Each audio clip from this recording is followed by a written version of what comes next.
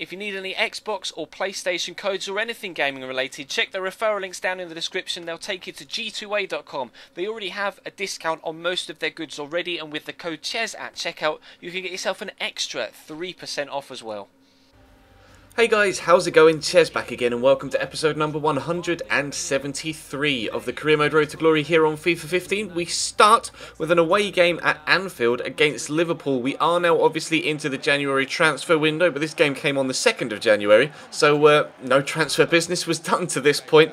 Obviously, I've had to record this one video ahead of time before you guys have seen the transfer targets video of yesterday, so I haven't been able to take into account your suggestions in the comment section of that video for this particular video, but obviously from Wednesday onwards I will be taking into account your suggestions as well as those that I currently have on my short list, as you saw in yesterday's video. But continuing on with today's episode, we obviously are starting off on the front foot here at Anfield. Racing away is Callum Wilson in behind the defence, but the goalkeeper is unfortunately able to come up with the top save. Actually, Simon Mignolet, it hit his chest and then kind of rolled up his arm and flicked away to safety, which was quite disappointing. But just a couple of minutes later, Timo Werner's coming down the left-hand side, somehow manages to get around two defenders and stand the cross up, and Julian von Haak is there to head us into a 1-0 lead after 8 minutes.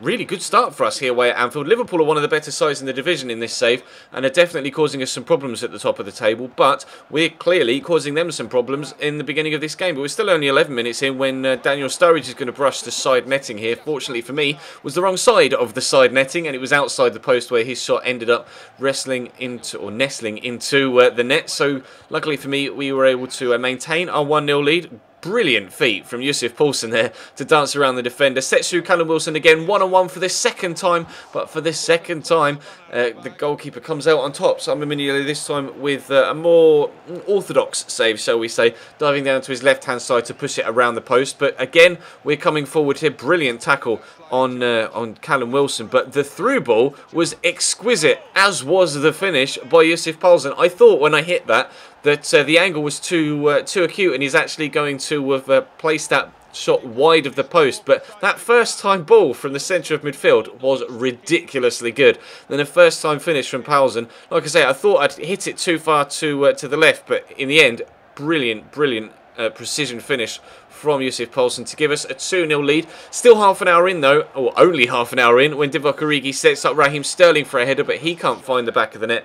And again, we maintain our clean sheet and keep ourselves in front in this one. But we're into the second half now. Not the best of clearances there. In fact, the goalkeeper probably would have kept that out had he been able to come and collect it at his near post. But I get the tackle in here on Origi, but they win it back through Joe Allen. Origi then sets up Adam Lallana around the corner to Raheem Sterling, which was a good save out of Marcus Hutchinson. And I put a lot of trust in my goalkeeper there, considering his ability or inability to sometimes make some really dodgy mistakes. I put my trust in him to knock it back down to him there with the header. Fortunately, he was on the same wavelength and gobbled it up, and we're able to maintain our 2-0 lead. We were unfortunate not to make it 3-0 at the other end a moment ago with a header that was well saved by Simon Mignolet from Yusuf Poulsen, looking for his second goal of the game. But Adam Lallana plays it into Raheem Sterling here, and then it's a really nice turn and finish from the youngster. Obviously, recently made his £49 million move to Manchester City in real life, but still at Liverpool on this save 7 seasons in. I get caught in possession though here on the edge of my own box. Origi then plays it into Lallana, into Mario Balotelli,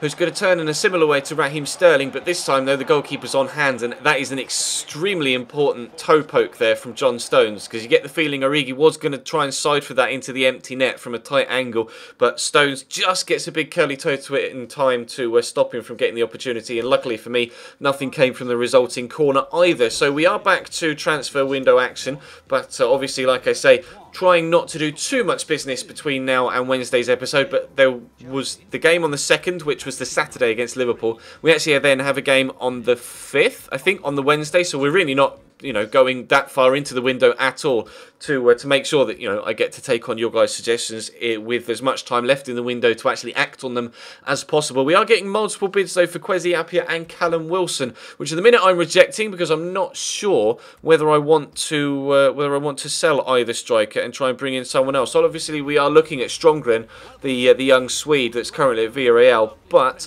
I can't bring him in on the pre-contract despite the fact that his contract's expiring because he's under the age of 23, so we can't do that because of the Bosman ruling. And then obviously he's valued at £6 million, which is a lot more money than I have available to spend right now. I perhaps could try and use an offer of Callum Wilson plus a little bit of cash to try and entice him to let him go, but it says his value is 20 to 30 million, so I don't think we're going to stand a chance of being able to bring that particular striker in. So I'm not sure whether I'm going to be willing to let Kwesi or Callum go unless it is for someone that is of equal ability, or you know, someone that I know can guarantee me goals. But we jump into the second game of the episode for the time being, which is a home game this time against West Bromwich Albion, that aren't having the best of times this season. They're down in the relegation zone, but they are going to start with their first opportunity of the game, or the first opportunity of the game, and it is going to go their way. They get it across to Barisi, who has the shot. Good save by Hutchinson. Can't quite keep it into his grasp though, but luckily for me it fell straight to a teammate and not to a striker, so we were able to get it clear. And then Kwesi picks up the ball here. Nice little bit of passing, and Akhwadai is going to get it over the top into Strail Georgiev. Still got the plaster symbol next to him, so he's not fully fit, but he is back in the starting lineup, which is crucial if we are going to be perhaps using one of our other strikers or losing one of our other strikers and hoping to bring someone else in. So Strail Georgiev back in the first team picture, although unfortunately they're not back in the goal scoring picture, and fortunately for me again we get the ball fly over the top of the bar on the stroke of half-time from a header there from West Brom.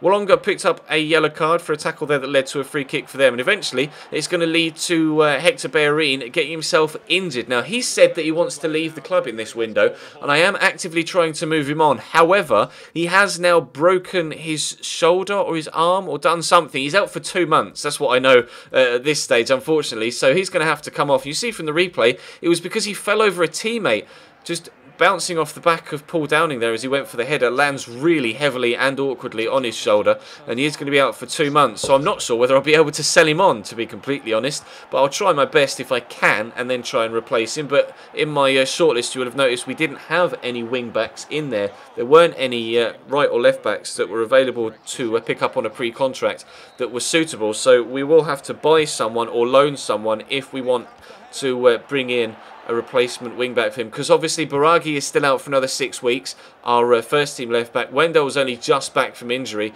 so we only really have Wendell and Polenz currently as right and left-backs.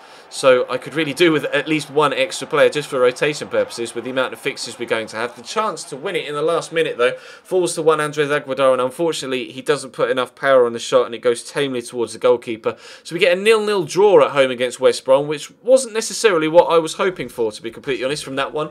I was expecting the draw against Liverpool and a win against West Brom, but I mean 4 points from 2 games I was expecting to get 4 points from isn't that bad. It's just it just so happened that I got the opposite points tally from the game that I was expecting to get the points tally from. But unfortunately I appear to have forgotten to do a squad report on a Monday, so we will do that on Wednesday. We won't wait a week like we did previously.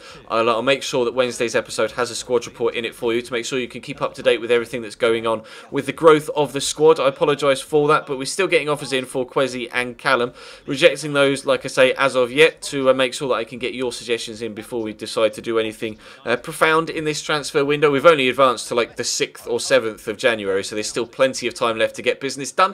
Had we won the game against West Brom, we would still have been second in the table on goal difference. So we're only 2 points behind Chelsea though, so still within touching distance. Then Manchester United are behind us by 2 points, and then we've got a big 6-point advantage to Everton, and then an 11-point advantage to Newcastle in 5th. So we are 11 points inside the Champions League spots, which is our minimum aim for this season. So hopefully we can get Champions League football this year, and hopefully we can get in some decent players this window, whether it be on a permanent or on a pre-contract, to bring them in next year for hopefully Champions League football and a Barclays Premier League title push. But that is going to bring today's episode to a close. Again, apologies about no squad report. I appear to have forgotten, so I will add it in on Wednesday's episode so that you can keep up to date with the growth of the squad, because people have been growing. But that's all for now. Thank you very much for watching. Drop the video a like if you enjoyed, subscribe if you haven't already, check the channel page for anything you may have missed. That may be, of course, the first episode in the brand new series that went up earlier on this afternoon, so definitely check that video out if you missed it. But for now,